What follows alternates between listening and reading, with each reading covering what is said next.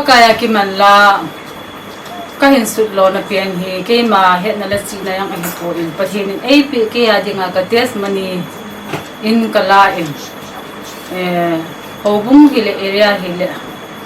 mo pu no ho ka ne lai in sung ki min ki pa ta le thanom ta in ka pan mun ka mo pu hai ka gel kho in ka na tong in hin la gel pha lu helin ka chapa ngamin sei in 2015 October tarik gini in da ha gini hele even being hina in ka ki se mama en bang se ka ki sama ma jing hi chi ka mo pu no ho jang so tong nom lovin phat i chan ham khat kana umin kumong hun hin area hile hobung hile election kum a hi in election hobung hile area hile election ahung ki bol hin headquarter hi em sungil to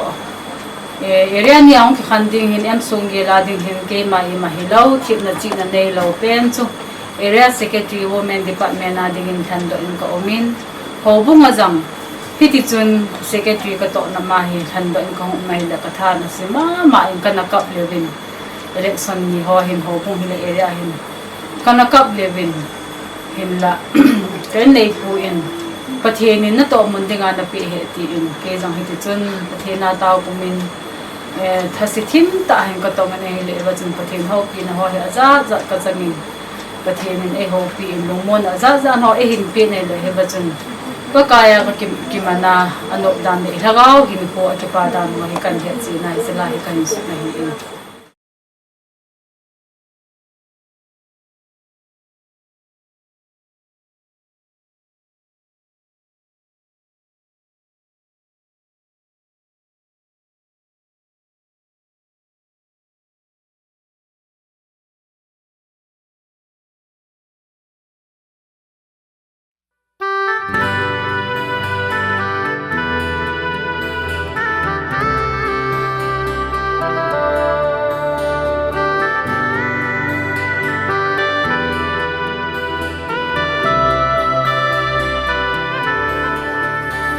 kaya ki man hi o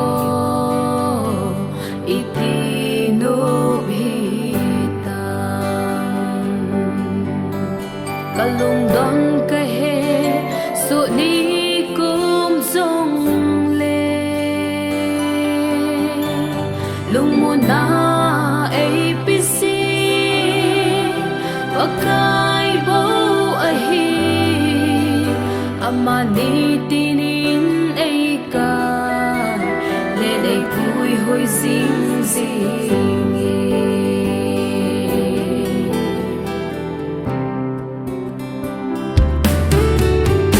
isa kai hinang kun a hilam he lovin ipa thei lovin kana si